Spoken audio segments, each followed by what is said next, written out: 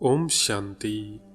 आज बाबा ने हमको जो हमारे सामने परिस्थितियां आती हैं, विघ्न आते हैं, दुख आ जाते हैं, किसी आत्मा का टॉर्चर हो जाता है, आज बाबा ने ऐसी स्थिति के बारे में बताया है। उस स्थिति में हमें क्या करना है। जब बहुत ही दुखों के पहाड़ टूट जाएं तो हम क्या करें। तो बाबा कहते हैं, बच्चे, सबसे बड़े से बड़ी स्थिति है ही संतुष्टता की। आप बच्चे अपने आप से बाबा से संतुष्ट हो। बाबा पूछते हैं, हर एक अपने से पूछे कि मैं सदा संतुष्ट आत्मा रहती हूं या रहता हूं। पूछो अपने आप से, तो अंदर से आवाज आएगी कि संतुष्ट तो नहीं है। चाहे योग से, चाहे ज्ञान से, चाहे परिवार में संबंध संपर्क में आते हैं उससे, चाहे सेवा में, चाहे कोई और बात है। लेकिन कई बार हम बच्चे आलस्य को ही संतुष्टता समझ लेते हैं।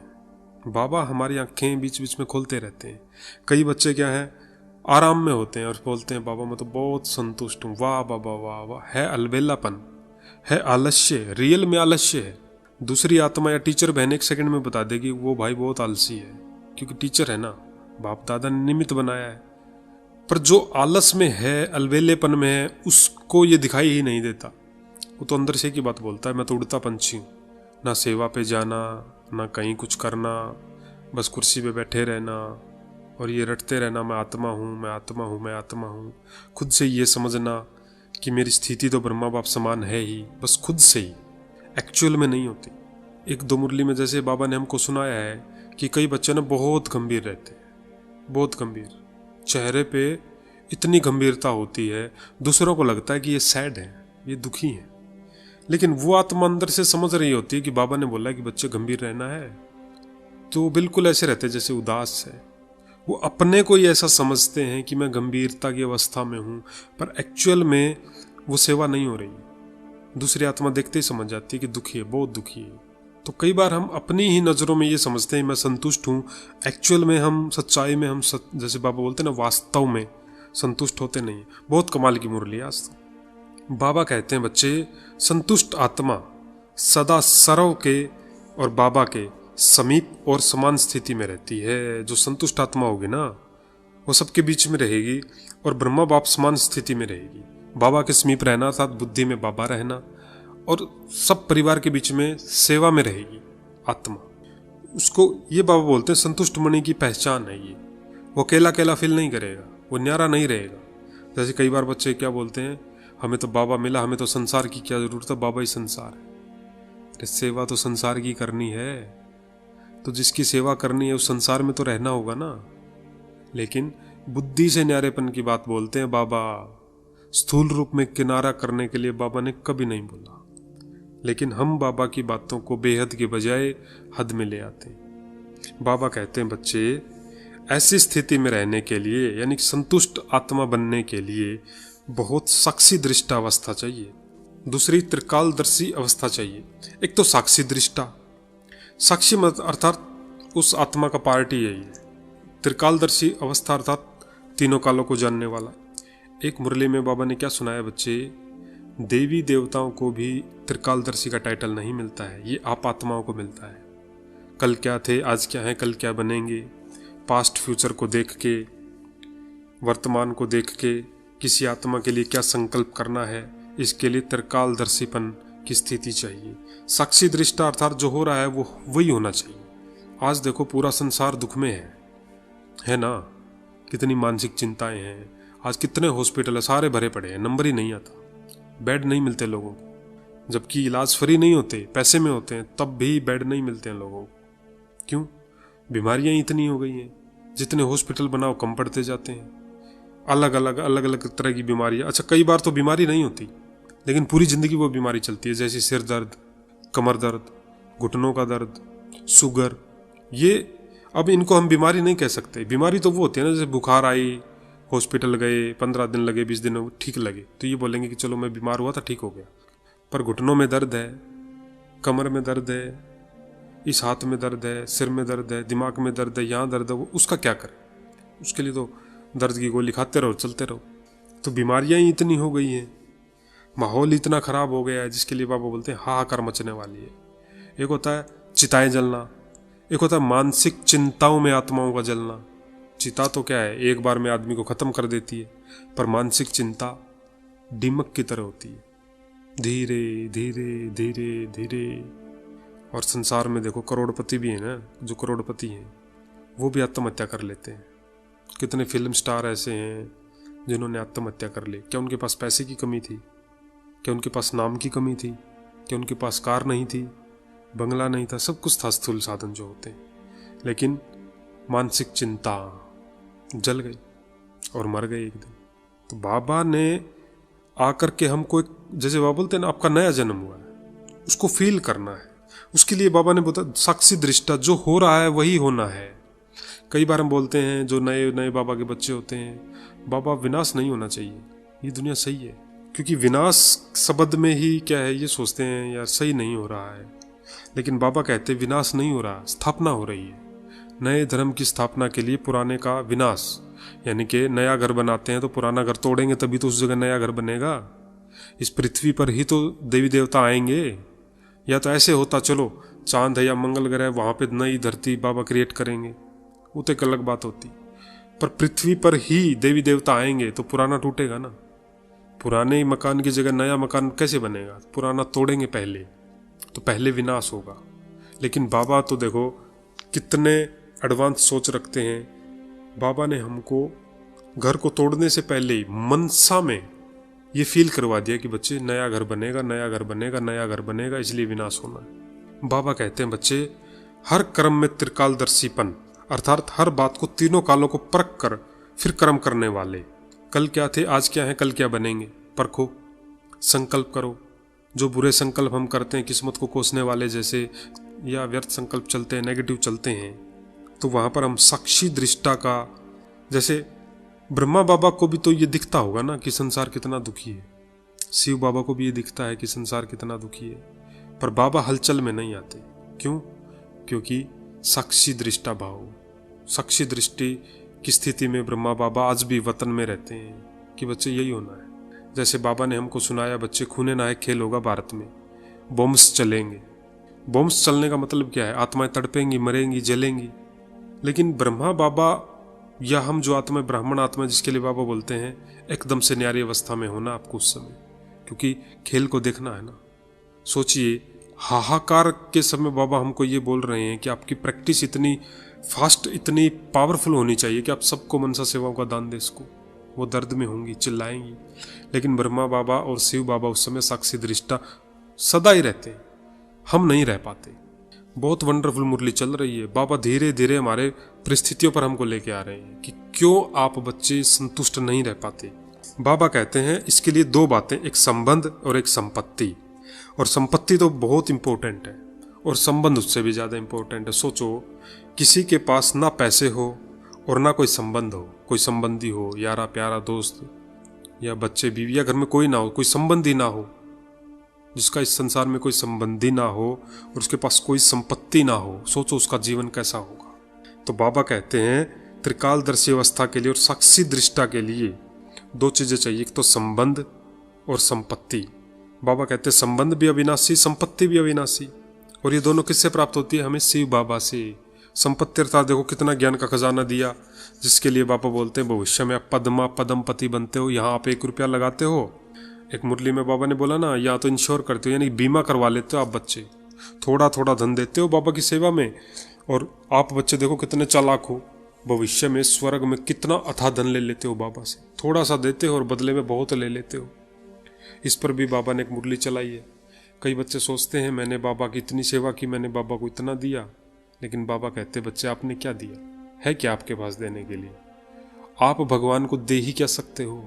पूरी भक्ति में तो बाबा से मांगते हैं बाबा ये दे दो, वो दे दो, भले ही देवी देवताओं के रूप में मांगा या किसी भी रूप में मांगा, पर मांगा तो।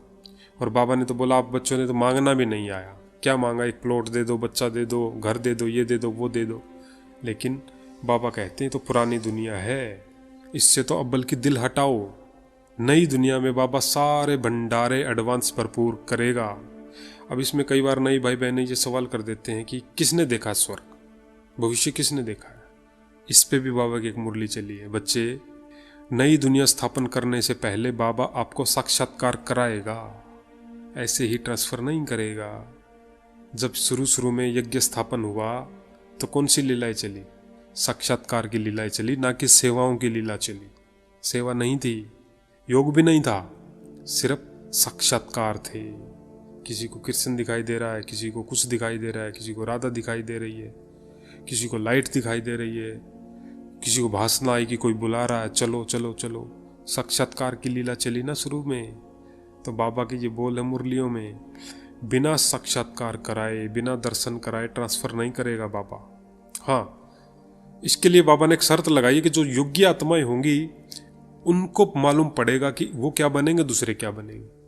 लेकिन बाबा ऐसे ट्रांसफर करेगा नहीं, क्योंकि नहीं तो फिर कोई भी बच्चा ये बोल देगा कि बाबा हमें कैसे मालूम पड़ेगा कि हम स्वर्ग में जाएंगे, क्योंकि स्वर्ग में जब जन्म ले लेंगे तब भी मालूम नहीं पड़ेगा कि हमने ऐसे ऐसे पुरुषार्थ किया था, और यहाँ भी मालूम ना पड़े तो फिर फायदा ही क्या हुआ।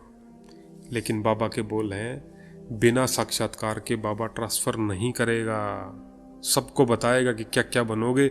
उस समय फिर पश्चाताप होगा। और उस पर भी बाबा ने एक मुरली चलाई है। अगर आप रोज की मुरली सुनते हो तो आपको याद आ जाएंगे ये पॉइंट। बाबा ने बोला था बच्चे, उस समय बहुत पश्चाताप होगा बच्चों को, पर बाबा रहम दिल है ना, इसीलिए टाइम नहीं लगाते, फटाफट से परिवर्तन कर देंगे नई दुनिया का। यानी कि बाबा पश्चाताप करने का भी हमको मौका नहीं देते। तो थोड़ा सा पश्चाताप होगा ही, इतने में बाबा परिवर्तन कर देंगे। इतने रहम दिल है बाबा। तो बाबा कहते हैं बच्चे, बाबा को सामने रखो। बाबा कहते हैं बच्चे, जब अविनाशी संपत्ति और संबंध प्राप्त हो जाता है तो आत्मा सदा संतुष्ट। ये देखो बाबा ने क्या सुनाया, एक बार और सुने। संतुष्ट होने की बात चल रही। जब अविनाशी संपत्ति और संबंध प्राप्त हो जाता है तो आत्मा सदा संतुष्ट, बाप की और सर्व आत्माओं की अति प्रिय हो जाती है। वह आत्मा जिसका बाबा से प्यार होता है, पूरी मुरली से प्यार होता है, और बाबा से ही सारे संबंध होते हैं। बहन का भी, भाई का भी, बीवी का भी, सजनी का भी, साजन का भी, सारे संबंध एक बाबा से, क्योंकि अविनाशी संबंध है ना। फिर अप्राप्ति फील नहीं होगी। अप्राप्ति फील नहीं होगी तो ऑटोमेटिक क्या हो गई? संतुष्ट कौन रह सकता है? जिसको सब कुछ प्राप्त हो चुका हो। बाबा कहते हैं बच्चे, कोई भी परिस्थिति माया के रूप में आती है तो घबराते नहीं है। कौन नहीं घबराते? जिसका कनेक्शन अविनाशी बाबा से होगा, सारे संबंध बाबा से होगा, तो कोई भी फिर परीक्षा आए, माया कैसी भी परिस्थिति लेके आए, फिर घबराएंगे नहीं। ऐसे महसूस करते हैं जैसे बेहद के पर्दे पर मिक्की माउस का खेल चल रहा है। बाबा कहते हैं बच्चे, फिर परेशान नहीं होते। मिक्की माउस का खेल का क्या अर्थ है? वो टीवी में खेल आता ना, चूहे बिल्ली का। चूहा बिल्ली के पीछे भागता है, बिल्ली चूहे के पीछे भागती है, और टीवी में देखने वाले उसको खूब हंसते हैं, मौज लेते हैं। क्यों? जानते हैं कार्टून चल रहा है, खेल चल रहा है। ऐसे ही बाबा कहते होगी परिस्थिति, लेकिन ऐसे फील होगा, ऐसे अनुभव होगा कि बेहद के पर्दे पर मिक्की माउस का यानी कि चूहे बिल्ली का खेल चल रहा है। फिर परेशान नहीं होंगे, बल्कि और ही वाह बाबा वाह निकलेगा अंदर से। परिस्थिति में है, प्रॉब्लम से गुजर रहे हैं, विघ्न है, लेकिन खेल लगेगा।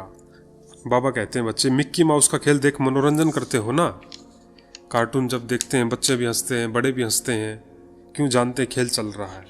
बाबा कहते हैं बच्चे, माया के भिन्न भिन्न मिक्की माउस के रूप में अनुभव करते हैं। फिर कौन?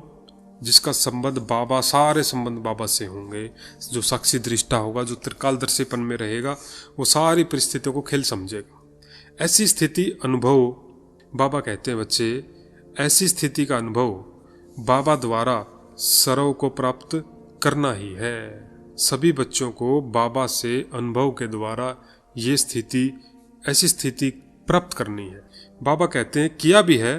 बाप दादा देखते भी हैं कि निर्भय बन, एकाग्र बुद्धि बन, कोई भी परिस्थिति में डगमग नहीं होते, सदा बाबा के साथ और बाप के साथी हैं, साथ रहने वाले भी हैं, और साथी बन विश्व परिवर्तन का कार्य करने वाले आप बच्चे भी हैं।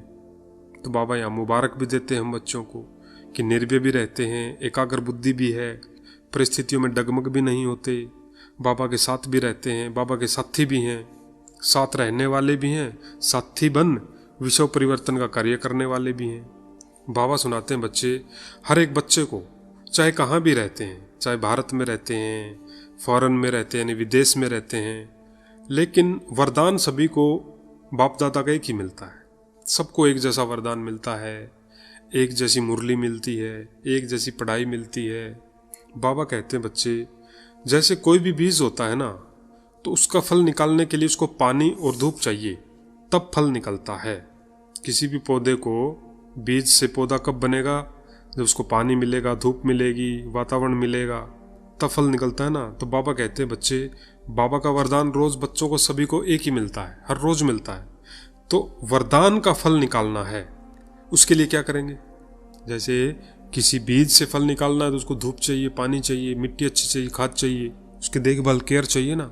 तब क्या है, बीज पौधे में परिवर्तन होता है, फिर पौधे में से फल निकलता है। ऐसे ही जो वरदान मिलता है, तो बाबा कहते हैं वरदान का फल निकालने के लिए क्या चाहिए? उस वरदान को बार बार स्मृति में लाओ। देखो कितनी वंडरफुल मुरली है, बार बार याद करो। जैसे बाबा ने हमको वरदान दिया कि आप बच्चे तो मास्टर सर्वशक्तिवान हो।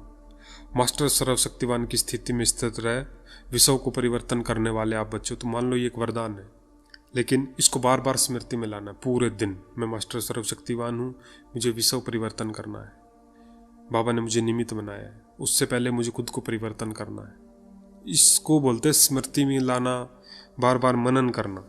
बाबा कहते हैं बच्चे स्मृति स्वरूप की स्थिति में स्थित रहो।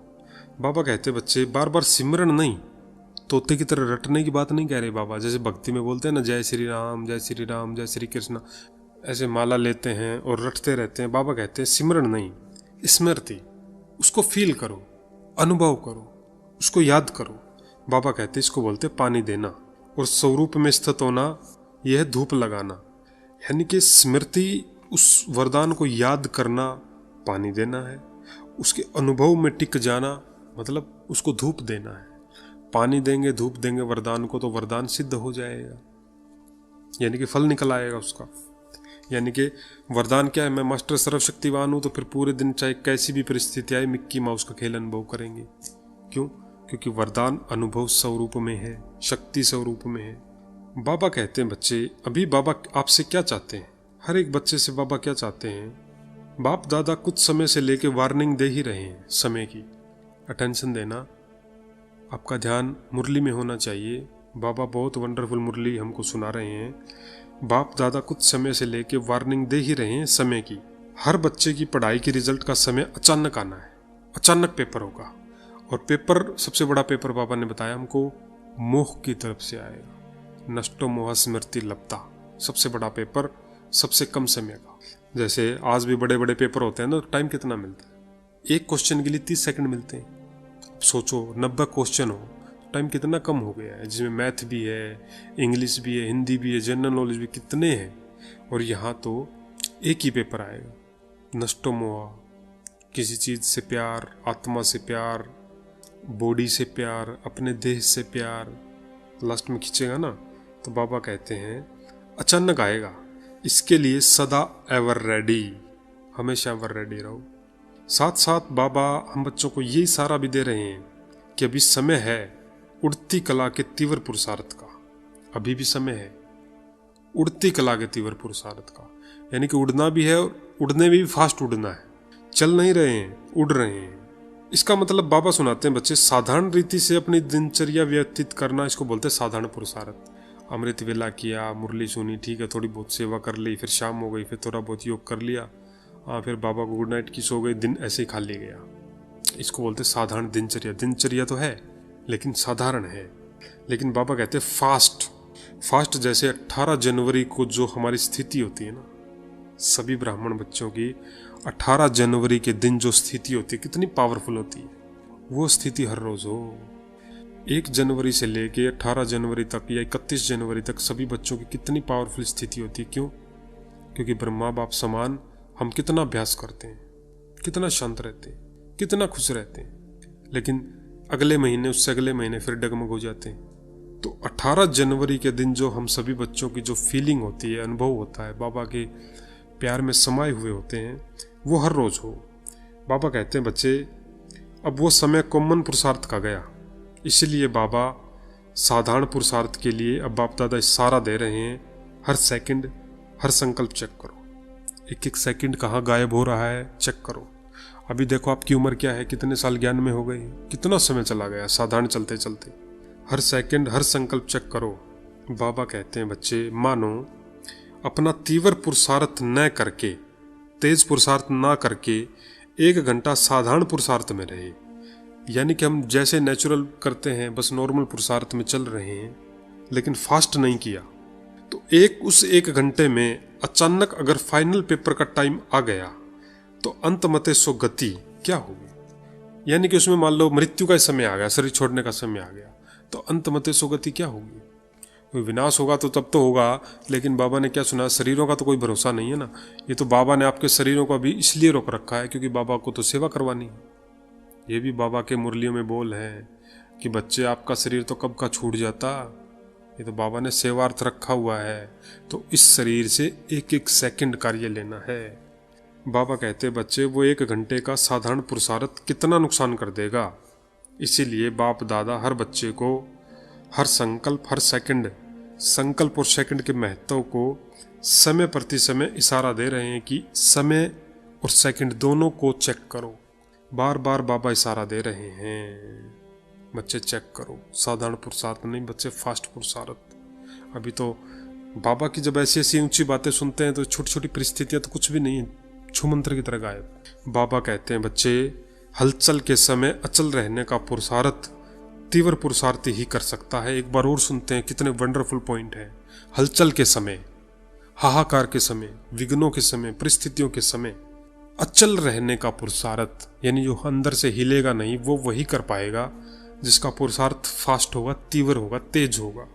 साधारण पुरुषार्थी एवर रेडी बनने में समय लगा देगा, वो सोचेगा क्या करूं, इतने में तो पेपर हो जाएगा। और बाबा ने कहा है बच्चे सेकंड में बिंदी लगे अर्थात फुल स्टॉप, ये कौन लगा पाएगा, जो फास्ट पुरुषार्थी होगा। फुल स्टॉप तो फुल स्टॉप। बाबा कहते हैं बच्चे अगर तीव्र पुरुषार्थ नहीं होगा तो क्या होता है, फुल स्टॉप के बजाय क्वेश्चन मार्क बन जाएगा, क्या करूं, कैसे करूं, ऐसे वैसे, बाबा पर ही निश्चय नहीं होगा।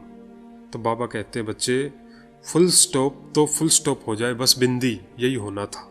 अब आगे मुझे बढ़ना है, पिछले से सीखना है।